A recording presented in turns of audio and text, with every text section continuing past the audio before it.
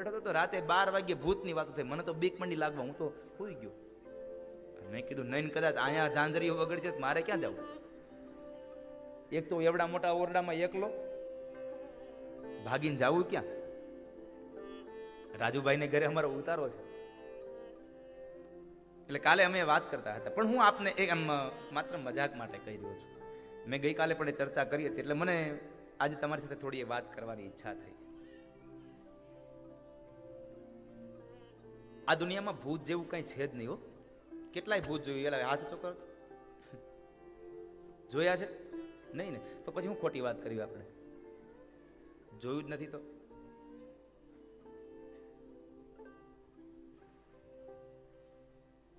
આપણું મન બાબરા ભૂત જેવું છે, એને બધે બધું દેખાય છે. આપણું મન બાબરા ભૂત જેવું છે, એટલે એને બધે બધું દેખાય છે. પણ આપણી દ્રષ્ટિ એવી હોવી જોઈએ કે આપણને બધે સારું દેખાય. આંખો બધાયને હોય છે, દ્રષ્ટિ કોકને જ હોય છે. મારી વાતને સમજજો. આંખો બધાયને હોય છે, પણ દ્રષ્ટિ કોકને જ હોય છે. સારું જોવાની જિજ્ઞાસાઓ જગતમાં જીવનમાં રાખશો તો અવશ્ય તમને સારું દેખાશે, એમાં કોઈ પણ પ્રકારનો સંદેહ નથી.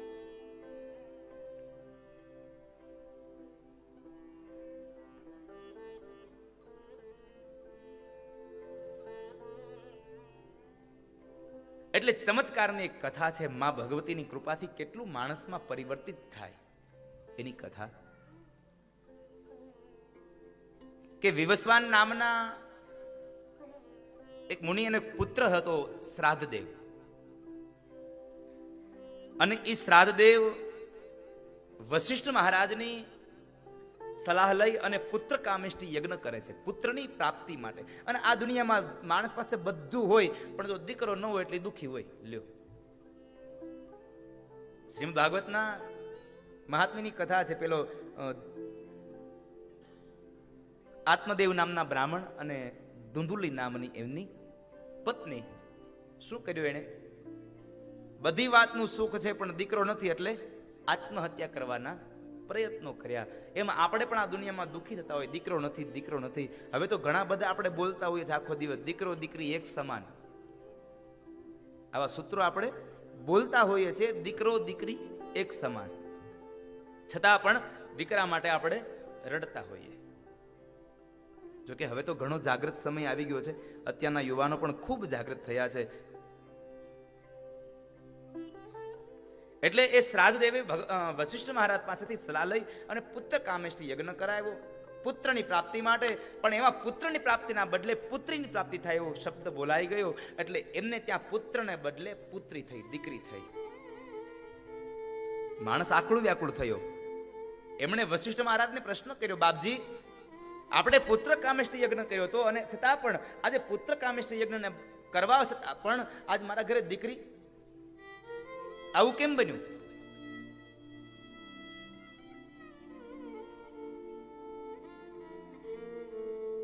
અને એ જે દીકરી હતી એ ઈલા નામની દીકરી હતી. શ્રાદ્ધદેવના કહેવાથી વશિષ્ઠ મહારાજે પોતાના તપોબળને લઈ અને એ સમયે પોતે તપોબળને લઈ અને જે દીકરી જન્મ પામી હતી, જે દીકરી હતી, એ દીકરીમાંથી એમણે ફરી પાછો દીકરો બનાવ્યો. કેટલી ઋષિ મુનિઓની આમ આમ તપસ્યા જુઓ તમે. આ વિજ્ઞાન તો હવે આવ્યું. પેલા વિજ્ઞાન નહોતું એમ. પેલા પણ વિજ્ઞાન હતું, પણ માત્ર એનો રૂપક બીજું હતું. તમને એનો દાખલો દઉં તમને, જુઓ. અત્યારે આપણે સમય પરિવર્તિત થયો એટલે આપણે ટેકનોલોજીના યુગમાં આવ્યા એટલે પરિવર્તિત થયું. બાકી એ સમયે પણ એ જ હતું. આપણે અત્યારે કોઈ પણ દેશમાં કોઈ પણ રમત રમાતી હોય, અરે આપણી જ વાત કરો, હું અહીંયા કંપાલાની અંદર આફ્રિકામાં કથા કરું છું, અને આફ્રિકાની કથા ભારતમાં આવે છે, અન્ય વિદેશોમાં પણ આપણી આ કથા આવે છે. શું કામે? આ વિજ્ઞાન, આ ટેકનોલોજી. તો પેલા આવું નહોતું લાવ્યું કઈ. પેલા લાવ્યું હતું. મહાભારતના યુદ્ધની કથા સાંભળી હોય તો તમને ખબર હશે, જ્યારે ધૃતરાષ્ટ્ર અને ગાંધારી બે બેઠા છે, સામે સંજય નામનો એક યુવાન બેઠો છે, અને ત્યાં કુરુક્ષેત્રના મેદાનમાં યુદ્ધ ચાલે છે. અને અહીંયા આગળ ધૃતરાષ્ટ્ર પ્રશ્ન કરે કે સંજય, કુરુક્ષેત્રમાં શું ચાલે છે? અને ત્યારે સંજય અહીંયા રાજમહેલમાં બેઠા બેઠા કુરુક્ષેત્રના મેદાનમાં કોણ કોની સાથે લડે છે ને એ બધું લાઈવ પ્રસારણ અહીં કહેતા હતા. તો આ વિજ્ઞાન નહીં તો બીજું શું સાહેબ? આ તો માત્ર એક રૂપક બદલાયું છે. ટેકનોલોજીનો યુગ આવ્યો એટલે આપણે એને પરિવર્તિત થયું. બાકી તો આદિ અનાદિથી પહેલેથી ચાલ્યું આવે છે. આપણે એમ કહીએ કે અત્યારે એક વિજ્ઞાન એટલું બધું આગળ વધી ગયું કે અત્યારે દીકરો હોય તેમાંથી દીકરી, દીકરી હોય તેમાંથી દીકરો થાય. આખું જાતિ પરિવર્તિત થઈ જાય. અત્યારે જ થાય છે ના, આ પેલા પણ થતું હતું. જો હમણાં તમને બતાવ્યું કે શ્રાદ્ધ દેવને ત્યાં પુત્ર કામેષ્ટિ યજ્ઞ કરવાથી દીકરો ન થયો, દીકરી થઈ. તો શું થયું? વશિષ્ઠ મહારાજે પોતાના તપોબળને લઈ અને જે દીકરી હતી એમાંથી દીકરો કરી નાખ્યો. આ વિજ્ઞાન નહીં તો શું સાહેબ? પણ વળી પાછું બન્યું એવું છે. વશિષ્ઠ મહારાજે તપોબળથી વાપ્યું. પણ હવે હું તમને માં દુર્ગાના ચમત્કારની એક પ્રાગટ્યની કથા કહું. માં ભવાનીના ઉપાસનાનું કેટલું ફળ હોય, માં શક્તિની ઉપાસનાનું કેટલું ફળ હોય એની કથા.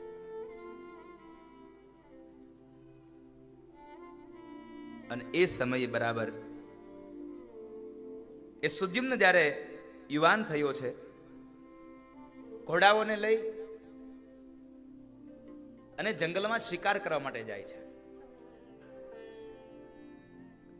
ભટકતા ભટકતા ભટકતા એવા જંગલમાં આવી પહોંચ્યો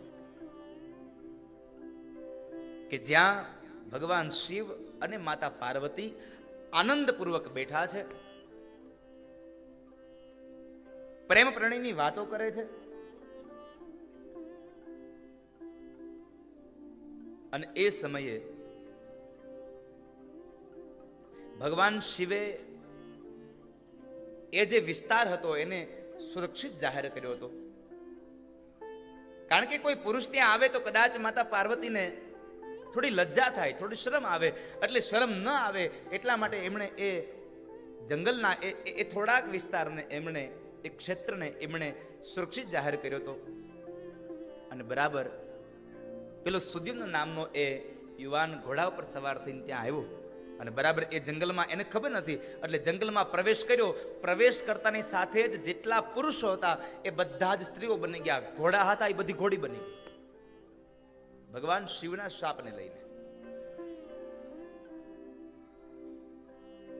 અને એ સાથે સ્ત્રી બનેલો એ સુદ્યુમ્ન આમ તેમ ભટકે છે. ભટકતો ભટકતો બરાબર મહાત્મા બુદ્ધના આશ્રમમાં આવે છે. મહાત્મા બુદ્ધના આશ્રમની અંદર આવે. આ આશ્રમની વાત આવી એટલે મારે આપને એક શબ્દ કહેવો છે. આશ્રમ કોને કહેવાય? આશ્રમ કોને કહેવાય? જ્યાં નાત જાત વગર બધાને આશ્રય મળે ને એને આશ્રમ કહેવાય સાહેબ. જ્યાં કોઈ પણ જાતનો ભેદ ન હોય એને આશ્રમ કહેવાય. હવે તો જો કે હું કોઈની આલોચના નથી કરતો, પણ ધીમે ધીમે આશ્રમમાંથી હોટલો મંડી બનવા, ધીમે ધીમે હોટલો મંડી બનવા.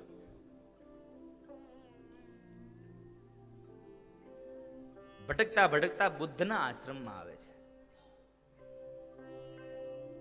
અને ત્યાં આગળ આવી અને બુદ્ધને જોવે છે. અને બુદ્ધે પણ આવેલી આ સુંદર સ્ત્રીને જોઈ લાવણ્ય સભર છે એટલે બુદ્ધના મનની અંદર વિકાર થયો છે. બેવની આંખો મળી એટલે આંખો મળવાને લઈ અને એ બેવનો પ્રેમ પ્રણય શરૂ થયો. અને સમય જતા જતા બરાબર એ બુદ્ધને ત્યાં એ બે ભેગા રહ્યા અને એમને લઈ એ પ્રેમ પ્રણયમાં, એ સંબંધમાં સમયાંતરે સ્ત્રી બનીને આવેલો એ સુદ્યુમ્ન ગર્ભવતી બન્યો છે.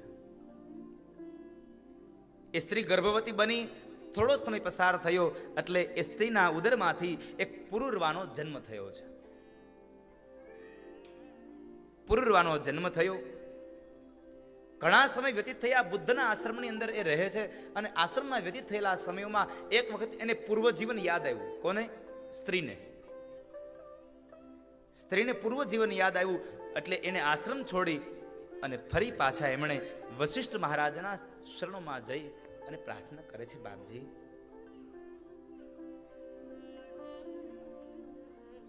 મારા પર કૃપા કરો, મને પુરુષ બનાવો. પોતાની થયેલી આખી હકીકત એમણે કઈ બતાવી. અને એ સમયે શિવજીના શ્રાપને લઈ અને તે સ્ત્રી બન્યા હતા. એટલે વશિષ્ઠ મહારાજે ભગવાન શિવની આરાધના કરી છે. અને શિવ આરાધનાનો સમય તો સાહેબ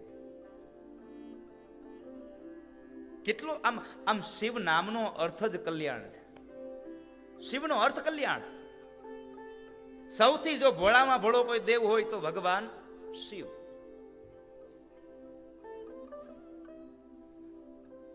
એક માત્ર પાણીનો કળશ ચડાવો એટલે તમારા મનની બધી ઈચ્છાઓ સંપન્ન કરે.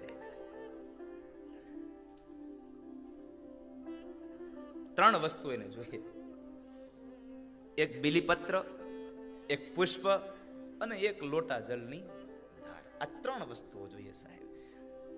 એક બીલીપત્ર ચડાવો, એક પુષ્પ અર્પણ કરો, એક માત્ર ને માત્ર તમે એને એક લોટા જળની ધાર આપી દો. અને બની શકે થોડી ભભૂત આપો, એક ચપટી ભભૂત આપો ને તો તમે માગોય આપે.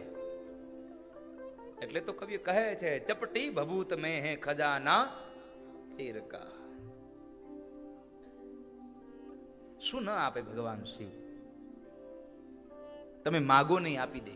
પોતાના માટે બનાવેલો સોનાનો મહેલ વાસ્તુ કરવા રાવણને બોલાવ્યો અને રાવણને કહે છે, કહો હું આપું? તો કે સોનાનો આ મહેલ મને આપી દો.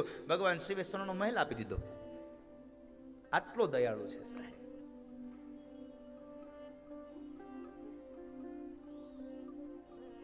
ક્યા ક્યા નહીં દિયા હમ ક્યા પ્રમાણ દે.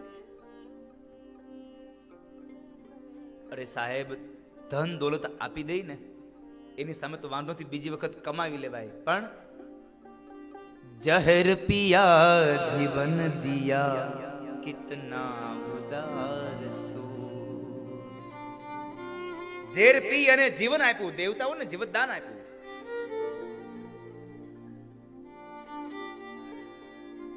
ક્યા ક્યા નહીં દિયા હમ ક્યા પ્રમાણ દે. હું શું તમને અમે પ્રમાણ આપીએ? એટલી ભગવાન શિવની ઉપાસનાનો આ પ્રસંગ છે. આ બધા તો અહીંયા કદાચ મારા ખ્યાલથી લગભગ આવતા જશો. અઠવાડિયામાં એકાદી વખત તો આવતા છો ને આ મંદિરે, સોમનાથ.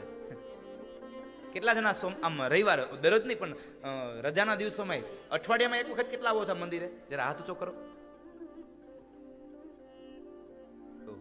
બહુ જાજી સંખ્યા. મેં રોજનું પૂછ્યું તો કેટલા આવતા હોત કોને ખબર?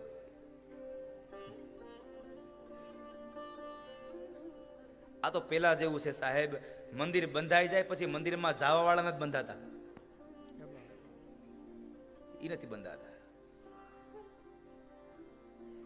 વિશેષ કઈ ન કરો ને તો કઈ નહીં, પણ એટલું ચોક્કસ કરજો કે જ્યારે પણ અઠવાડિયામાં એક દિવસ તમને સમય મળે ને તો ભગવાન સોમનાથના દર્શન કરવા ચોક્કસ આવજો બાપ. આપણા મહાદેવનું આપણને એનું સત્યતા જાણવા મળશે. અને મારે તમને આ બધાને પ્રાર્થના કરવી છે. શનિ રવિ 2 દિવસ અહીંયા કદાચ મારા ખ્યાલથી લગભગ રજાના દિવસો જેવું હોય છે. એવું હોય છે ને, શનિ રવિ 2 દિવસ. તો શનિવાર અથવા રવિવાર બેમાંથી એક દિવસે તમારે મંદિરે આવવું. શનિવાર ને રવિવારમાં જ આવવું, ચાલુ દિવસમાં નહીં. શું કામ? એને ચાલુ દિવસે તમારા છોકરા સ્કૂલે ગયા હોય એટલે તમે જ્યારે મંદિરે આવો ને ત્યારે તમારા છોકરાને હારે લેતા આવજો. હિન્દુ ધર્મની સંસ્કૃતિ ભૂલાઈ ન જાવી જોઈએ.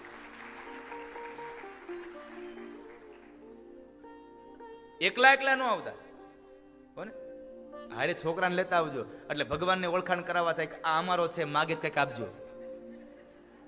ઓળખાણ વગર કોઈ કાંઈ નહીં આપે.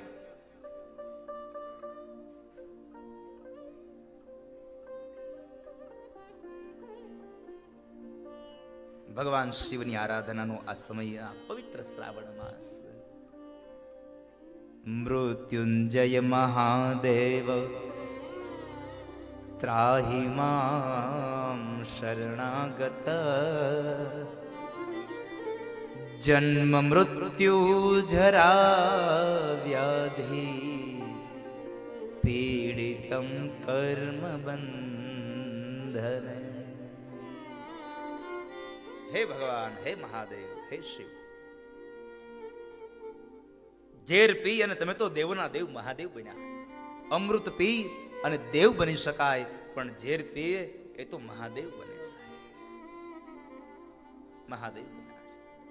ભગવાન શિવની પ્રાર્થના કરી છે, ઉપાસના કરી છે. દુઃખ પડે તો ભગવાન શિવ પાસે જવું, દુઃખ પડે તો માં દુર્ગા પાસે જવું, માં પાર્વતી સતી પાસે જવું. એ સતીની પાસે જઈ અને આરાધના કરવી.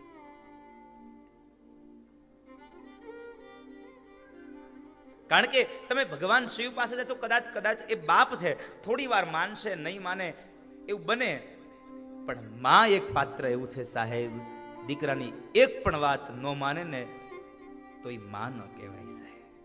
બધી વાતોનો સ્વીકાર કરે માં છે. તમામ અવસ્થામાં પોતાના સંતાનોનો સ્વીકાર કરે એવું કોઈ જો પાત્ર આ દુનિયામાં હોય તો એકમાત્ર પાત્ર એટલે માં છે. જ્યારે જ્યારે દેવતાઓને દુઃખ આવ્યું ને ત્યારે ભગવાન પછી શું કર્યા? એ બધા સાઈડ થઈ ગયા. બ્રહ્મા વિષ્ણુ મહેશ એની કમિટી દૂર થઈ ગઈ. એકમાત્ર આવીને ઉભું રહ્યું. કોણ? મહામાયા, એ જગદંબા.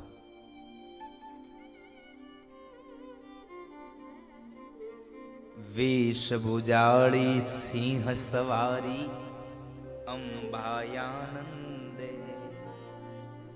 પાપીનું આપ્રોત પ્રકાશ ચારે ઓર ઘોર ભાસે, તારે તારી જ્યોત પ્રકાશે ભવ્ય ભારત ખંડે. હે માં, જ્યારે જ્યારે આ દુનિયામાં પાપીઓ આવ્યા છે ત્યારે તારી જ્યોત જળહળી છે. ત્યારે હે દુર્ગા, હે ભવાની, હે જગદંબા, તે અવતરણ કર્યું છે.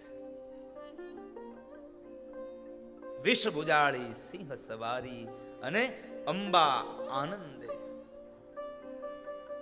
અને એમાં એક જ માત્ર પંક્તિ લખી, દેવોનો ઉદ્ધાર કરે અને દાનવોને તું દંડે. દેવોનો ઉદ્ધાર કરે માં, દાનવને તું દંડે. જય દુર્ગે જય કાલી કે માં, જય જય અંબિકે. હે જગ જનની હે રણચંડી, જય જય ચામુંડે. હે માં,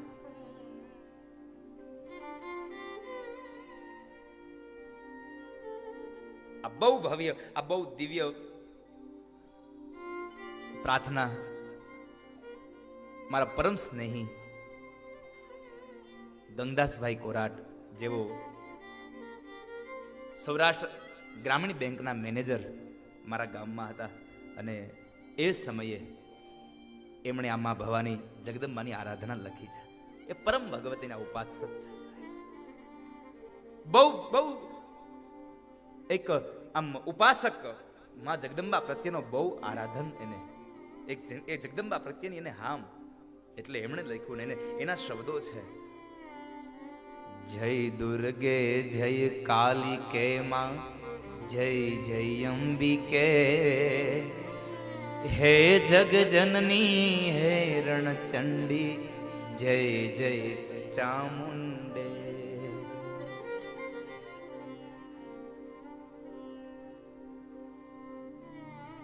માં જગદંબાના ચરણારવિંદમાં જાવ એટલે તમારું શ્રેય થાય. પણ અહીંયા વશિષ્ઠ મહારાજ ભગવાન શિવની પ્રાર્થના કરે, હે ભગવાન, હે શિવ, હે મહાદેવ, હે ભોળિયા, હે મહાદેવ,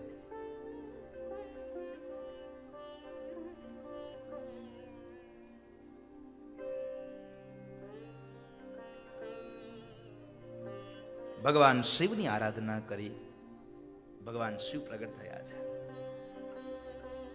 ભગવાન શિવ આવીને કહે, કહો વશિષ્ઠ મુનિ, શું વાત છે?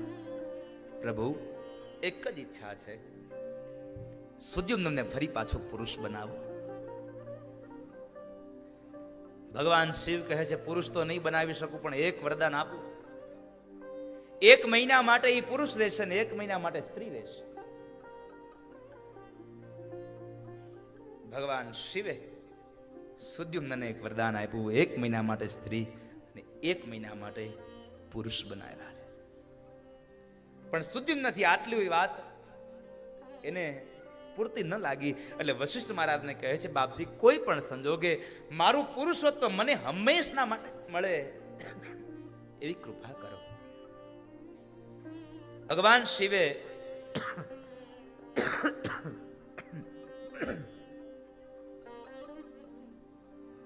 એક મહિનો સ્ત્રી, એક મહિનો પુરુષ માટેની આજ્ઞા કરી એટલે વશિષ્ઠ મહારાજે ફરી પાછું તમામ દરવાજાઓ બંધ થઈ જાય ને ત્યારે આપણે મા પાસે જતા હોઈએ છીએ.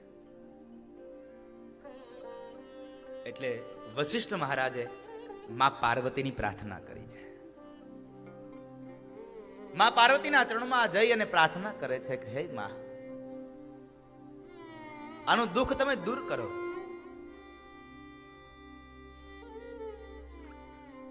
મા ભવાનીની ઉપાસના કરી છે. અને આમ પણ તમે જુઓ, આપણે એ જ કરીએ છીએ. જ્યારે બધી બાજુથી હારી જતા હોઈએ ત્યારે પછી આપણે માં જગદંબા પાસે જઈને પ્રાર્થના કરીએ કે હે માં, અમને કંઈક આપો. હવે બસ અમારું અમને હવે અહીં કાંઈ દિશા નથી હોતી. આ તો અમારી ભૂલ થઈ, હવે અમને કંઈક માફ કરો. અને એટલા માટે ભગતરાજને કહેવું પડે છે, રે રે ભવાની ભૂલ થઈ છે મારી, આ જિંદગી થઈ મને અતિશય અકારી, દોષો પ્રજાળી સગળા તવ છાપ છાપો, મમ પાહિયો ભગવતી. હે માં, હે ભવાની, હે દુર્ગા, હું તમારા શરણે આવ્યો છું. મારાથી ભૂલ થઈ. રે રે ભવાની, બહુ ભૂલ થઈ મારી. અને આ જિંદગી થઈ મને અકાલી.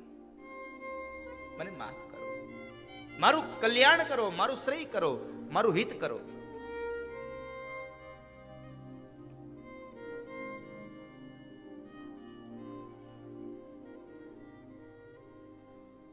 કારણ આ દુનિયામાં તારા સિવાય નથી કોઈ મારું, તારા સિવાય જગમાં નથી કોઈ મારું, ખોટો ખરો ભગવતી પણ. હે માં, ખોટો ગણતોય ભલે અને હાચો ગણતોય ભલે, અંતે છું હું તારો.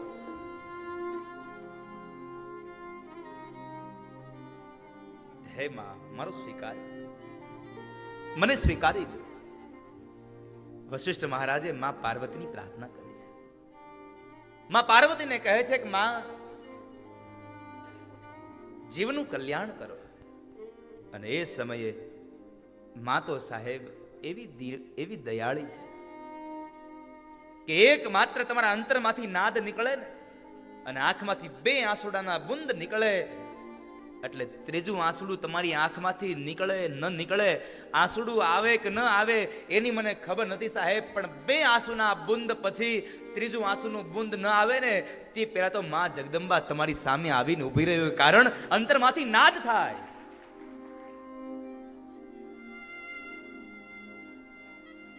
ભલે તમે કોઈ દિવસ એની યાતના, તમે એનું યજન ન કર્યું હોય, તમે એનું શાસ્ત્રનું પાન ન કર્યું હોય, એટલે ભગવાન માં ભગવતી માટે કહેવું પડે, ના શાસ્ત્રના શ્રવણનું પય પાન પીધું, ના મંત્ર કે નથી મંત્ર, નથી સ્તુતિ, નથી કોઈ ભાવના, પણ એક માત્ર શું કર્યું, તમે મંદિરમાં દીવો ન જગાવો ને તો કોઈ વાંધો નથી સાહેબ, પણ તમારા અંતરમાં શ્રદ્ધાનો દીપ જલતો હોવો જોઈએ, તો જ ભગવતી આવશે. એટલે કહ્યું, શ્રદ્ધા હરી નથી કર્યા તવ નામ જાપો. હે માં, હે ભવાની,